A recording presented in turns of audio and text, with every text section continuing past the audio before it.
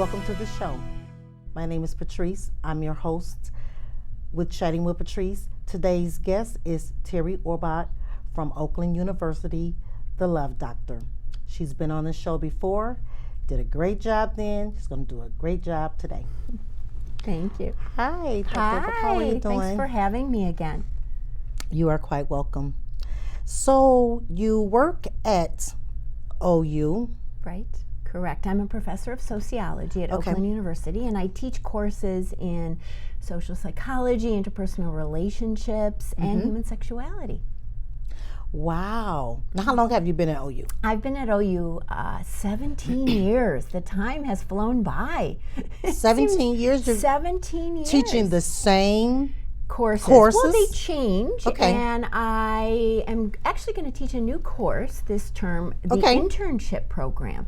So it's going to put students in the community working in a business or an organization and getting real world experience. Okay, wonderful. You're also a director of a long-term study Correct. on marriages and divorce.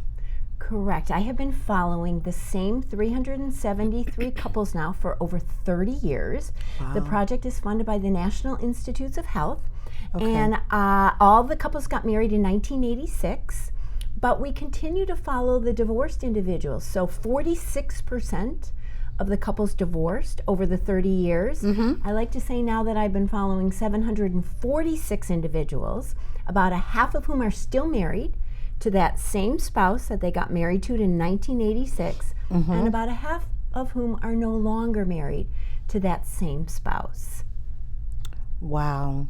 Right. That's wonderful. And good news, 71% of the divorced individuals repartnered over time. I think that's a wonderful statistic. About 47% got married, remarried, and about 23% repartnered. Okay, that's great. Now, let me ask you this. Yes. For the ones that actually stayed together, never separated, how did they do it? Well, I wrote a book called 5 Simple Steps to Take Your Marriage from Good to Great. And the book looks at the 5 important factors that lead to a happy long-term relationship. For example, most couples think they're communicating, but what they're really doing is maintaining the household. They're talking about who's going to pick up the kids or pay the bills or call mom or do the grocery shopping. Those couples who are happy and stay together over time actually talk about their goals, their dreams, their aspirations. So they don't just talk about maintaining the household, they talk about real important things. So that's one thing. I like to say happy couples over time talk about real communication. The second thing that I'll just talk about today is that the happy couples over time are no longer bored with one another. They are able to reignite the passion and excitement in their relationship. Okay. So they add new things to their relationship, they add different things to their relationship, and they do what I call arousal producing activities. And it's clean, so you don't have to worry. Okay. It's that they do an activity that produces arousal or an adrenaline rush. Like they exercise together. They go on a roller coaster ride at Cedar Point together. They go to scary movies, or they even go to comedy club. So any activity that you do with your partner that produces that adrenaline or arousal, as long as you do it with your partner, the arousal will get transferred to your partner or your relationship, and it will reignite the passion in your relationship. So the couples in my study over time who are happy and stay together did those reigniting of passion activities. That's wonderful. Now, what about conflict in relationships? Yes. We see it all the time, and I just would like to ask, how do you deal with conflict in an intimate relationship in a healthy manner? Well, first of all, it's a good question. I think the thing that we want to remember first is that all couples inevitably have disagreements or conflict. There were only 4 couples in my study who said we never do conflict. None of those 4 couples were together in year 3 of the study. All of the couples have disagreements, whether it be about family or religion, politics, or even what are we going to watch on television tonight? Because you've got 2 people who come from different households and families and neighborhoods. You're going to disagree on something. But you, as said, need to do it in a healthy, respectful way. So you want to listen to your partner when you have conflict. You want to validate their feelings. You don't want to dismiss them and say, "Oh, you can't feel that way," or "That's not right." Don't say that. So you want to validate your partner's feelings, try to understand them. You want to pick a right time and situation to have conflict or disagreement. So you don't want to do it when your partner's coming home or hungry or upstairs at night in the bedroom. You want to do it at a good time where all distractions are gone. The children are not there. You're off of your cell phone or your iPad or your computer. And you also want to make sure that you don't do what I call kitchen sinking. And as women, Patrice, we're good at kitchen sinking, but that's not a good thing to be good at kitchen sinking, because you don't want to kitchen sink, which means that you start out a conversation or a disagreement and then you bring everything up into that conversation. Something last week, last month, or even the first time that you met your partner. That you didn't address at that time. Correct. Or you were upset about at that time. So stick to and you acted as if you weren't. You just acted as if you went, I'm going to go along with this, or I'm not going to express my feelings right now. Exactly. Okay, and then when you finally do express your feelings, then you overreact, you blow up. Right, and it's festered, right? Right? When you keep something inside you and you don't bring it up, it festers and it grows and it gets bigger and bigger, and then you explode. Exactly. So stick to one topic at a time. And make sure you sweat the small things. I know that's not what we think we should do in a relationship, but you actually should bring up the little things in a very productive, good way, because you don't want to let those small things fester. And in my study, those couples who didn't talk about the small things, starting out with, I'm bothered that he doesn't put the dishes in the dishwasher, or she chews with her mouth open, right? When you don't talk about those, that turns into, I don't think he's listening to me, she doesn't love me, and then it becomes this big issue. And it's very difficult to unpack the big issues. It's easy to talk to your partner about, let's talk about putting the dishes in the dishwasher and not in the sink. And your partner says, "Oh, easy, I'm going to do it, great." And then the topic's over. Right. But if you don't talk about it, right, it becomes bigger and bigger. So sweat the small stuff as well in your relationship. Right. I think that if you guys have more in common, it may work out a lot better. Those are signs that you look for when you're getting to know each other, because you just didn't find out that she chews with her mouth open. Right. You didn't just find out that he thinks that he's a Mr. Know-It-All. Right. You already knew this when you met the person. Right. So spend time with them. And spend time with them. And so if you already knew this when you spent time with them, then what's the problem now? Right.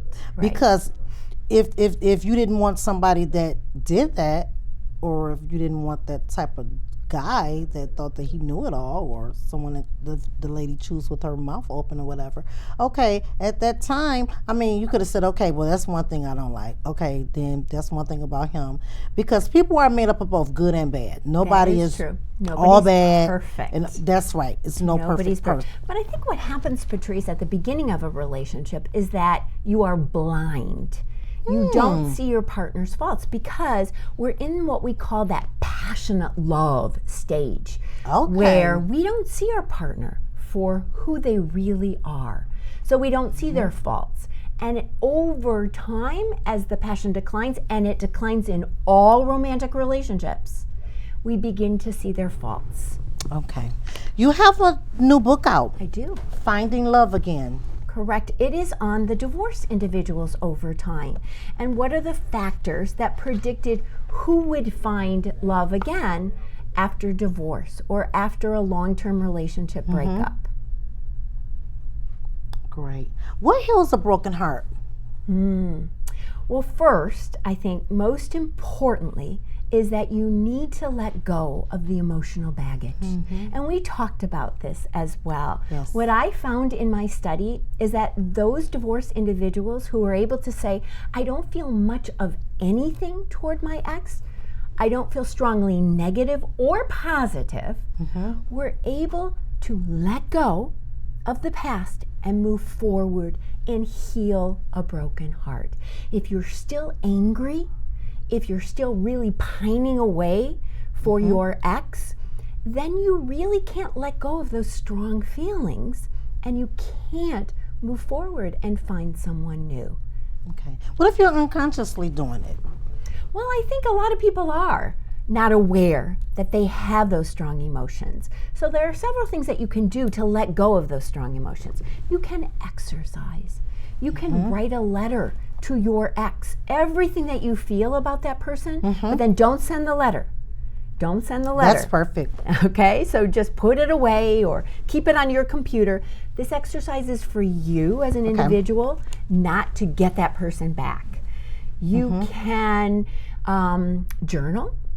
You can go out with friends and family members who love you. So surround yourself with people who love you. You Positive. Positive, right? Who love you and can affirm you and validate you. The other thing that you can do is not blame your partner or yourself for why the relationship ended. When you blame your partner, you stay angry. And when you blame yourself, you stay depressed or sad. So one of the things I like to tell people is if you can use what we call we statements. That's why the relationship ended. We were not compatible. We married too young. That's right. We had differences. And when you can do that, you let go of the anger and you let go of the sadness or the depression. So don't blame your partner, don't blame you. Yourself. And you're much more likely to let go of those strong emotions and move forward. That was very interesting, Terri, about what you said about letting go. Very interesting. Thank you.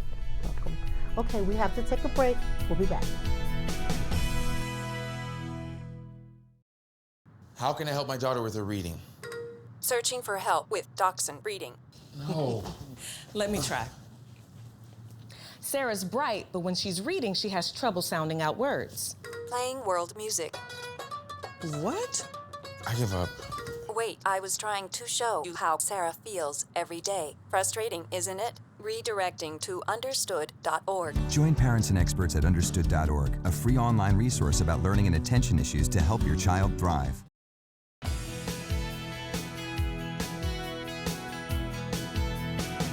Welcome back. Thanks for listening.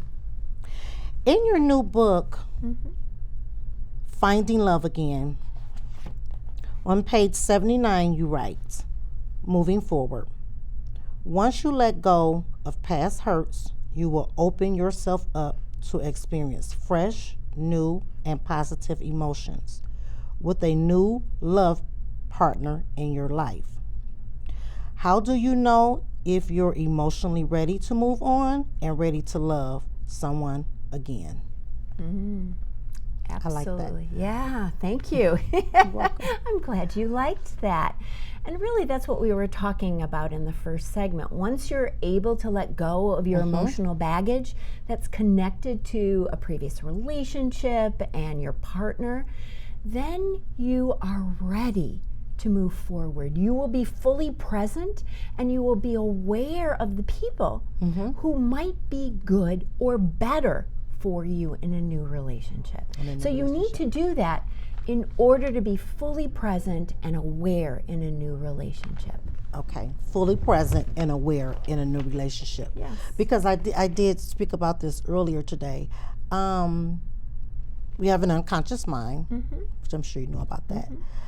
And what if it's still there unconsciously? Because unconsciously, if it's still there, then you're unaware of it. Right. That it's still there. For me, I'm conscious of my previous marriage. I'm very conscious of it. I can just walk past the guy just like if it was a person that I'm just passing by on the street and say hi. I've known nothing negative, nothing positive. Didn't take me overnight. Took me about a good 3 years before I could get to that. But here's how I got to it so quickly. I took the focus off of him, because every time I would find myself saying, he was, he did, he's this, he's that. I did that for probably about a good month or two. I really did. I have to say that I did that, be honest. And one day, something just said, take your eyes off of him and put your eyes on what you did. Accept responsibility for what you did.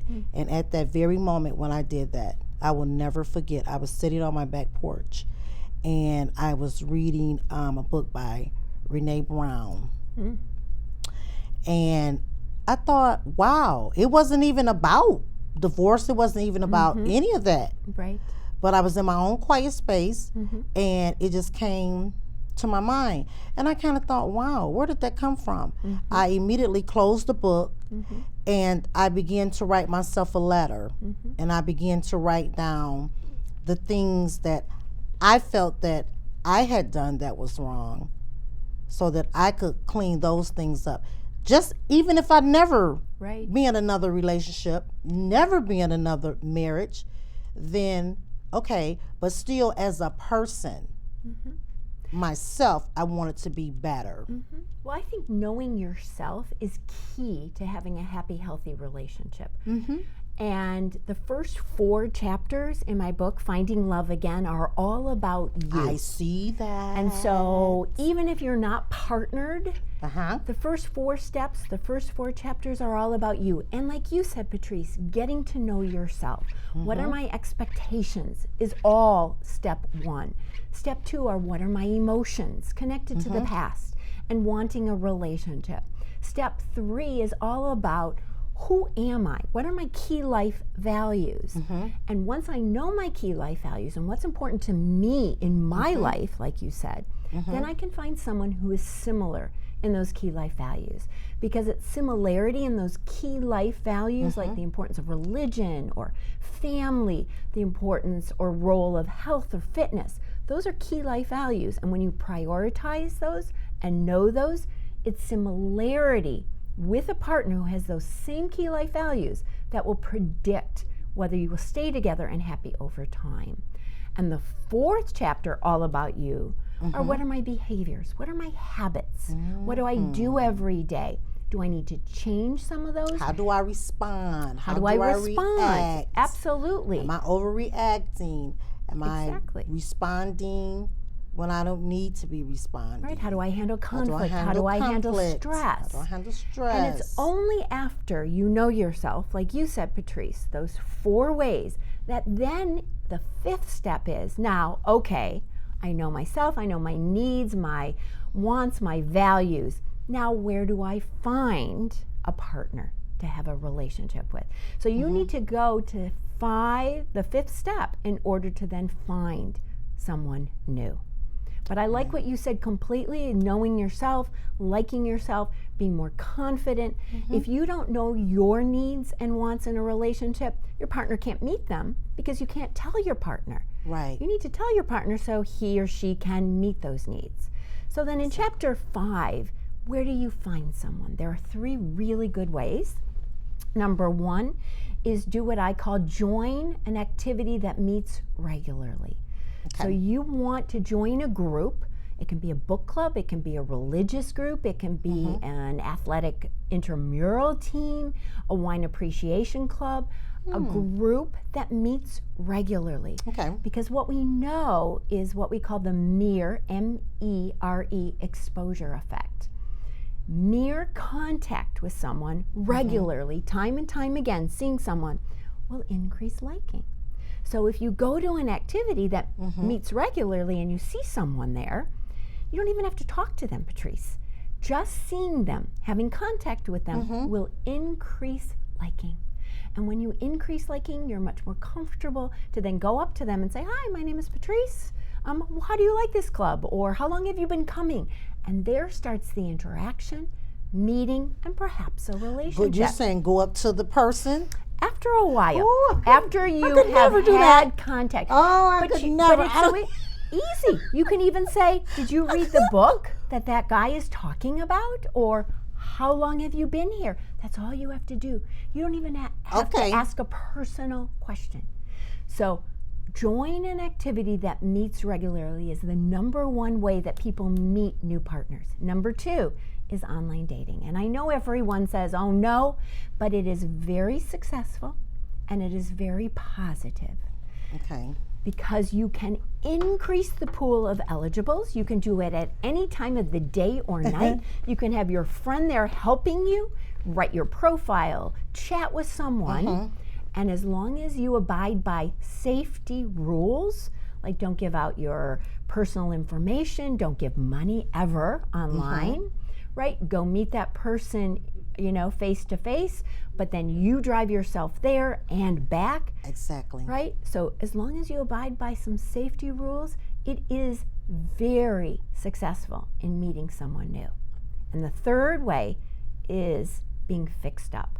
Tell your friends and family members who know you and like you. Oh boy. Do you know anyone?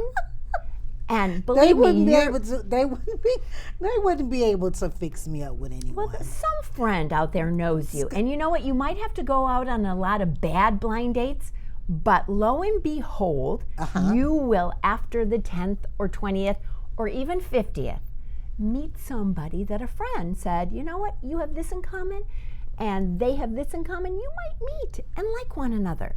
So those are three great ways. And I talk all about why and how and what to say and what to do on a first date to make it successful in Chapter 5.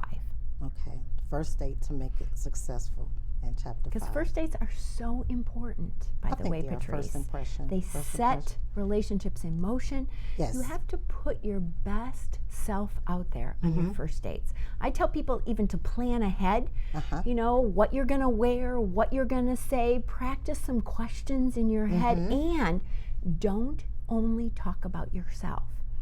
I think people make the mistake of talking about themselves like I gotta sell myself to you. Oh my God. So you're gonna like me. That's gonna be really hard. I think we all do that too much. But that's wrong. You actually should ask questions. People like to talk about themselves. So someone who actually asks questions on a first date is seen more positively than someone who just talks about themselves. Also, another mistake that people make on the first date is they say everything all at once. I'm going to just tell you everything about me. I'm going to just put it all out on the table. I did that once. I really did. And? I did that once. And I'll tell you why I did that this one time. I did that once. I met a guy. And I tell you, I had my 10-page list. Right. Like Tyler Perry is. Tyler Perry would say, Right. love Tyler Perry. He said, you have your 10-page list. I have a 10-page list. Everything that I had set my standards really high. And I thought, I'll never meet this guy. I mean, everything. Everything he had. Everything. And I kind of thought, oh, okay, I've met the perfect guy. But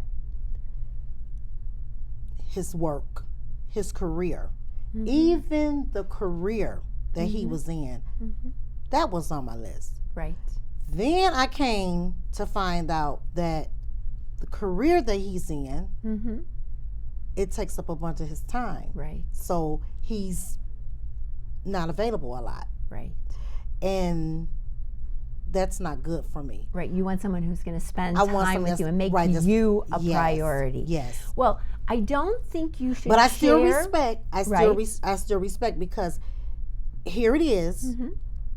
If this is something to my knowledge that he's been doing, maybe about 15 years, maybe. Right. And then here I come along and we meet, And so he's made a career out of this. Right. You know, this is something that I'm going to assume that he wants to retire from.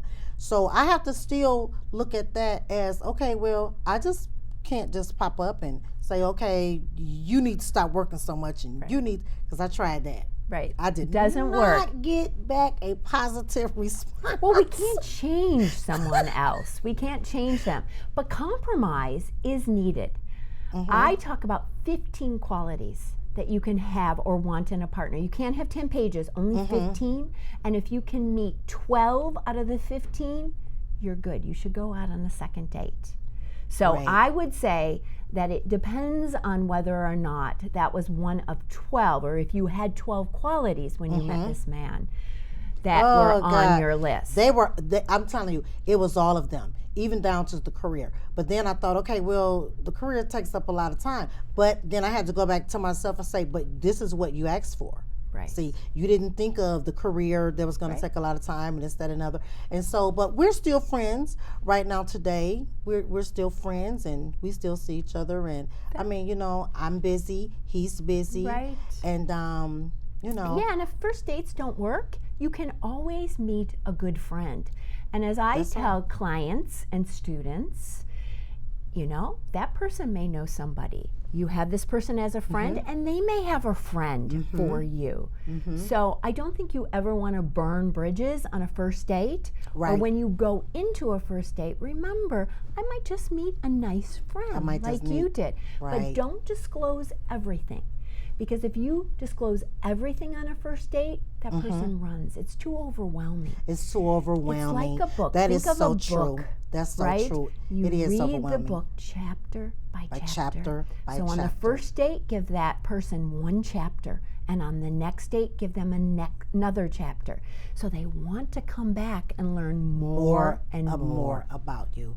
Okay, that's good. Thank you so very much. My And as a pleasure, matter of Patrice. fact, he and I were still friends. That's good. And the reason why we're still friends is because I love the way that he challenges me.